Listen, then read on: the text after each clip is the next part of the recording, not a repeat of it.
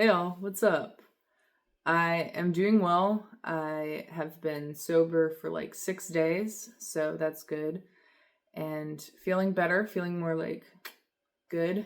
Um, and I just want to talk about some shit that's been on my mind. And the reason this particular story has been on my mind is because the person involved just got out of prison. They got out of prison in October. So, yeah. Anyway, so this story starts back in like 2011 or 2012, um, when I was 16. And when I was 16, I joined a pyramid scheme. It's been shut down because it was a pyramid scheme. And it was also shut down because they like tried really hard to recruit children. They were literally allowed to recruit kids as young as 14. Um, and basically what happened was a bunch of college kids who, I mean, I knew some of them because, they had just graduated or whatever. They came back into town and they started throwing these like wild drug fueled parties and then getting literally just kids to sign away their lives. Um, I think I was only in it for like 3 months or something. So I only spent like a couple $100, but it was my own money. I joined with my own money from my own job. It wasn't my parents doing anything.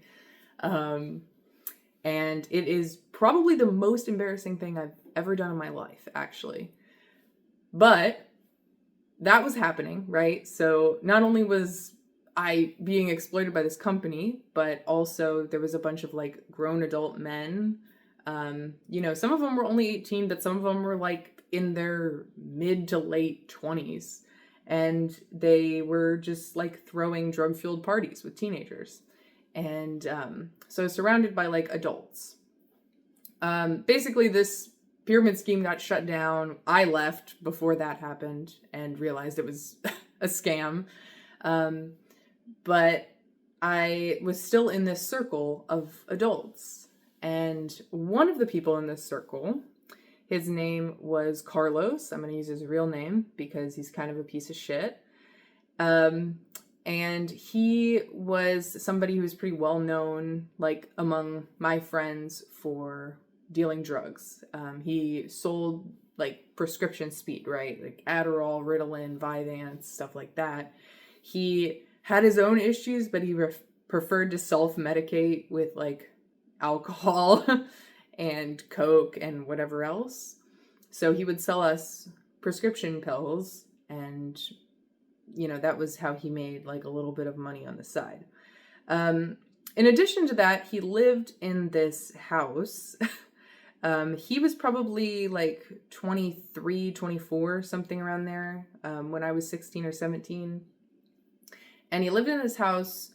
And the story that I was given was that one night his parents just like got up and left and moved to Arizona without him, which I didn't really even believe at the time, but that was the story that he went with.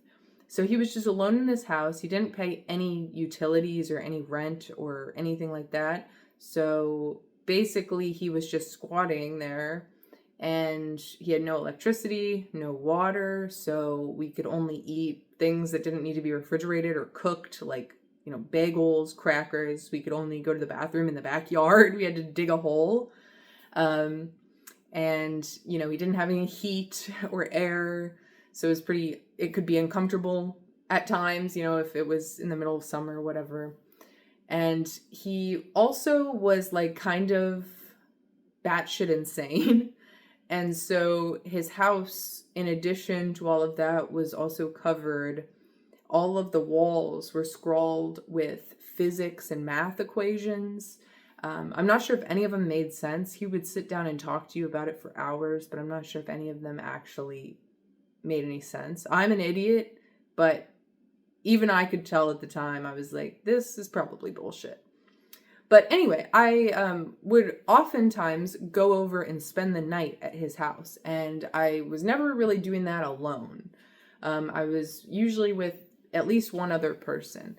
And when we would spend the night, we would like have a bunch of candles lit, and we would all kind of sleep in the living room on a bunch of random pillows and blankets.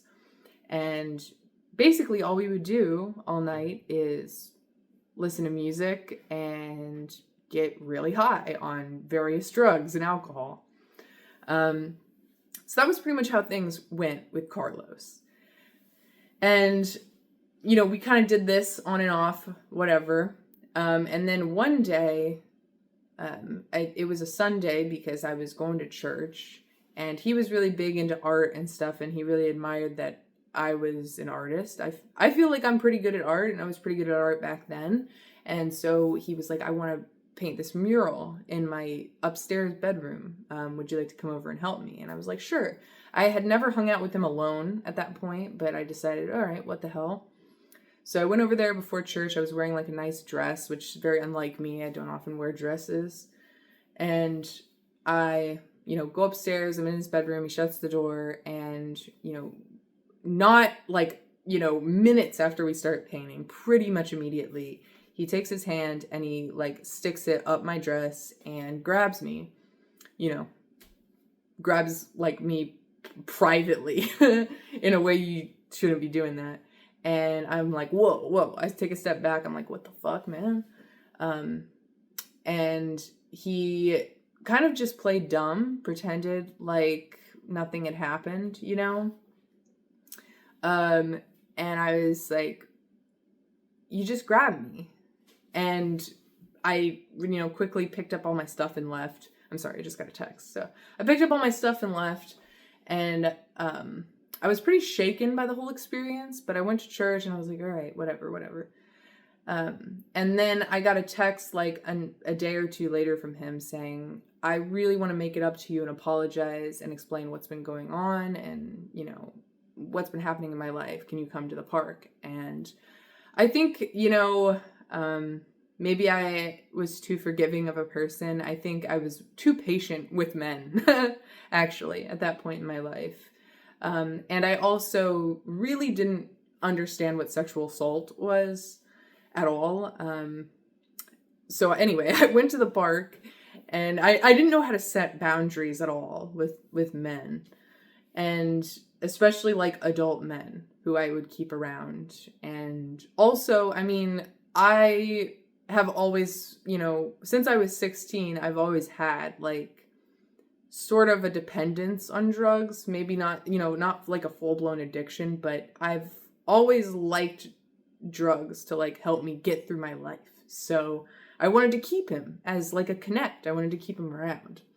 So we go to the park, and he has brought his guitar, so he's like starts serenading me, and he starts saying all this lovey-dovey shit about how, you know, he can just like feel that, you know, we're meant to be together and all of this stuff. And he starts saying like, you know, I'm in trouble, things aren't going well for me, and I thought like you would be the one who would care about me, like you, no one else cares about me. And I'm like, I don't know where all this is coming from. This is all coming out of left field for me. You know, we're just friends. And, you know, that phrase to like nice guys will, you know, they'll totally fuck them up. So he kind of blows up. He starts getting really mad at me and basically says, well, I'm going to get on my bike, like his riding bike, not a motorcycle, just like a regular ass road bike. I'm going to get on my bike and I'm going to go to Arizona and visit my parents. And I was like, you're going to ride your bike all the way to Arizona? Doesn't even seem possible. And he was like, yeah, I am, just because nobody cares about me here. And that was how our interaction ended. And a day or two after that, he literally did get on his bike and go all the way to Arizona. I think he made it really far. He made it all the way out west from Ohio.